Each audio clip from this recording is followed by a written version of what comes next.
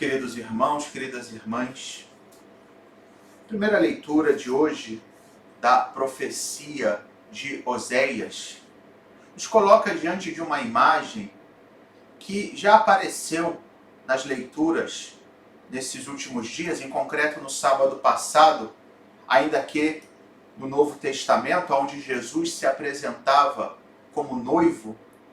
Hoje vemos na profecia de Oséias, no Antigo Testamento, Deus que se apresenta como aquele que quer reconquistar a sua esposa que lhe havia trocado por outro. Israel, o povo eleito de Deus, era apresentado como uma mulher infiel. A tal ponto, essa imagem é presente no profeta Oséias, que ele chega a se casar com uma prostituta. Com isso, dando a entender que Deus havia também se unido a um povo que se deixava levar pela prostituição. No Antigo Testamento, de fato, a prostituição era sinônimo de infidelidade, sinônimo de idolatria espiritual.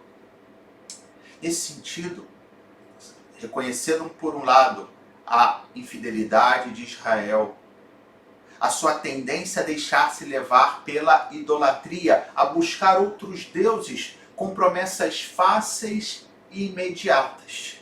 O que é que Deus diz? Poderia desprezar aquela que lhe havia desprezado antes, mas não. Vai atrás.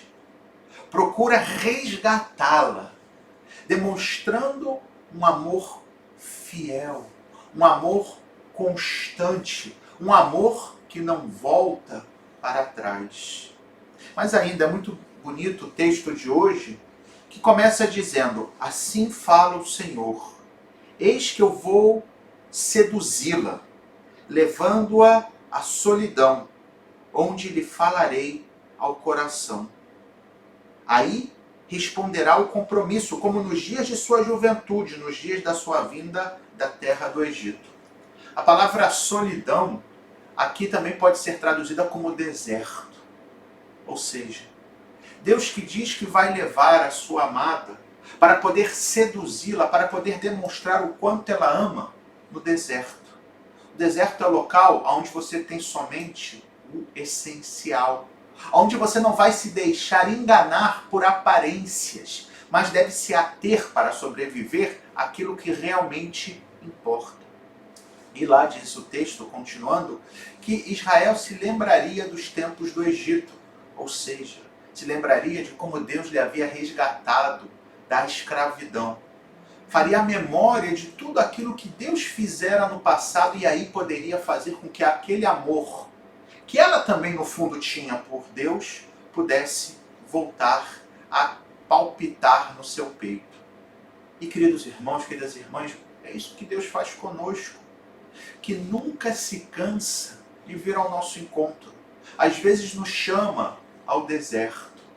Às vezes faz com que nós experimentemos a perda de várias coisas que no fundo são acessórias, que passemos por uma doença, que passemos por um momento de dificuldade, não porque Deus quer nos castigar, mas porque quer que possamos enxergar aquilo que é essencial na nossa vida.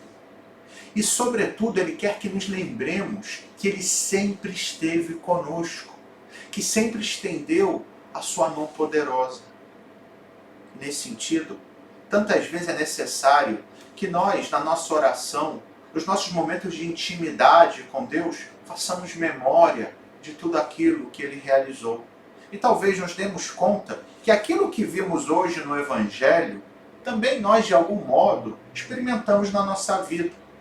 Quando, por exemplo, aquele chefe da sinagoga, que São Marcos vai chamar de Jairo, nós escutamos hoje o relato do Evangelho de São Mateus, e que não diz qual era o nome do chefe dessa sinagoga, sim, Marcos diz.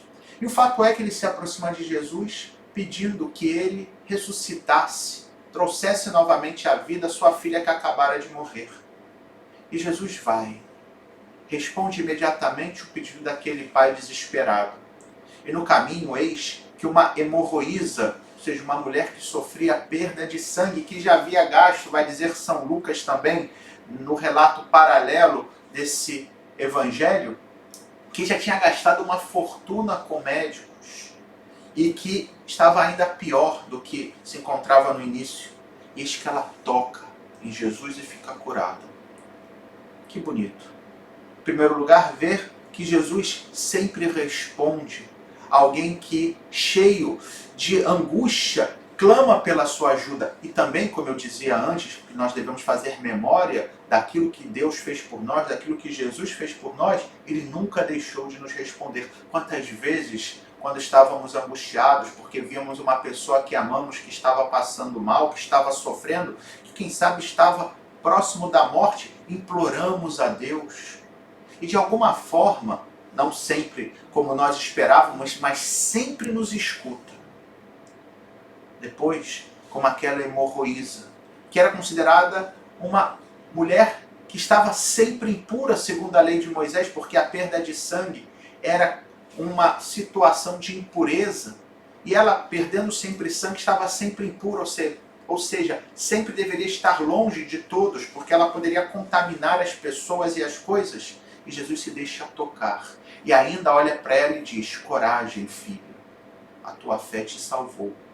Com isso, mostra que Jesus não tem repulsa, por mais que os nossos pecados, por mais que os nossos erros, por mais que as situações que carregamos na nossa vida sejam vergonhosas. E nós talvez já tenhamos experimentado isso também, quando estávamos com um peso na nossa consciência, quando estávamos carregados de remorsos por alguma situação, experimentamos esse perdão incondicional de Jesus.